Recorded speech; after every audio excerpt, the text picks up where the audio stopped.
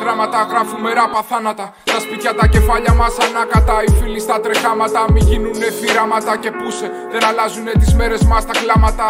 Κάνουμε τέχνη με μπάτζετ μηδενικό μες στα χρόνια της παθογένειας. Ψάχνοντας τα αίτια της ασθένειας, ορίζοντας την όψη της ητέλειας.